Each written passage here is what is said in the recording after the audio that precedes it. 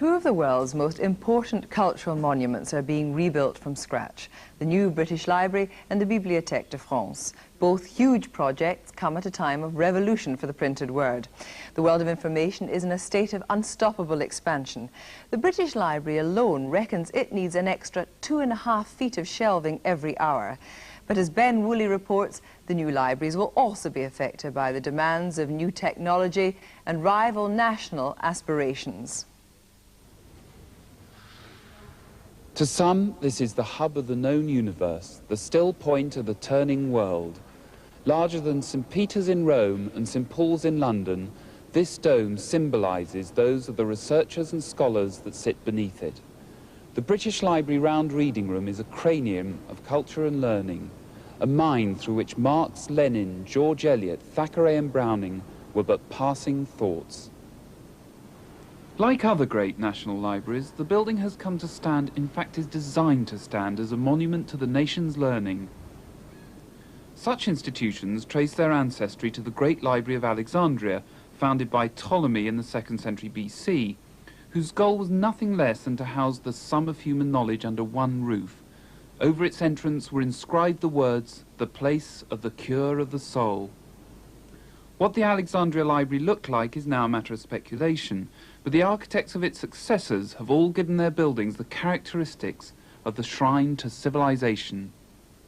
One of the great accidents of our civilization is that it's been the library or the monastery with the book in it that kept civilization going. You know, the Roman Empire disintegrated and almost all that remained was the book, the manuscript, the scriptorium in the monastery that was actually continually producing these books. And so, in a funny kind of a way, our contact with civilizations of the ancients is solely through the book.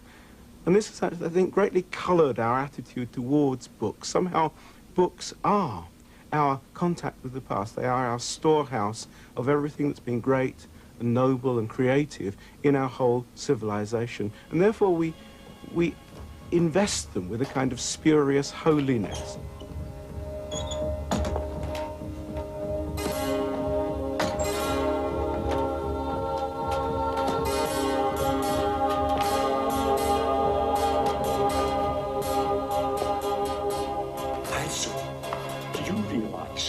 We're in one of the greatest libraries in all of Christendom.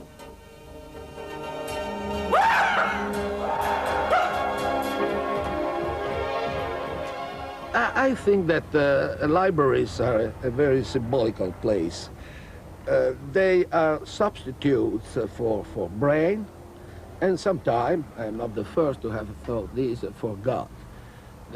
The memory of mankind, or the memory of the eternity.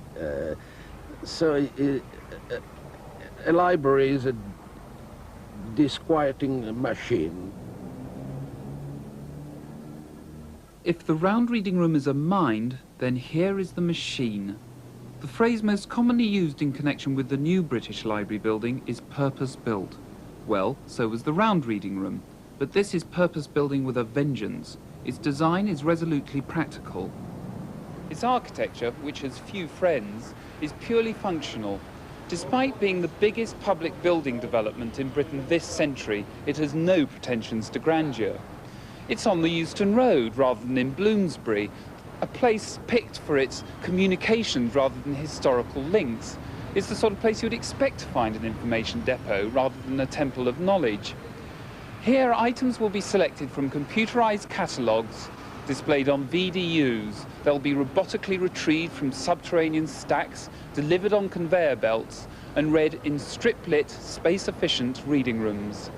The architect has designed this building from the inside out. I think a number of people have heard him say that, and all credit to him for doing so, because although it's going to be a national monument, above all, it's got to be a great functioning research library.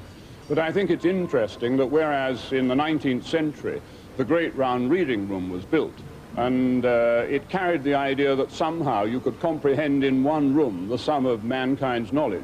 None of us now believe that is possible, because the amount of knowledge has grown and is exploding now forward at a great rate.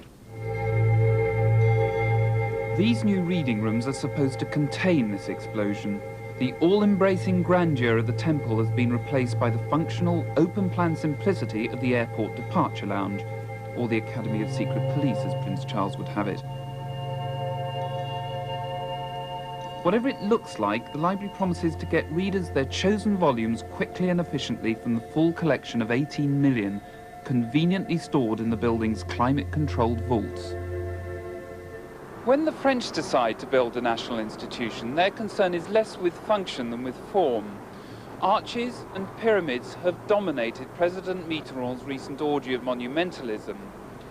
The planned new building of the Bibliothèque nationale is the last and possibly the most ambitious of these grands projets. Nobody quite knows how it'll work, but they certainly know what it'll look like.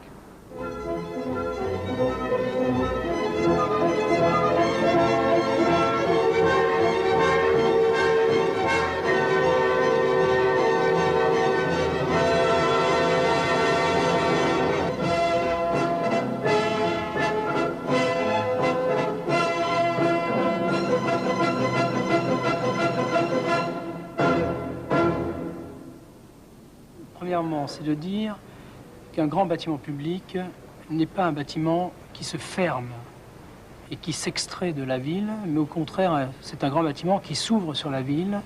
Et donc, nous, on a voulu créer un lieu et non un bâtiment. C'est-à-dire, une bibliothèque, c'est souvent quelque chose de très austère, avec un grand mur, il faut passer le mur, etc.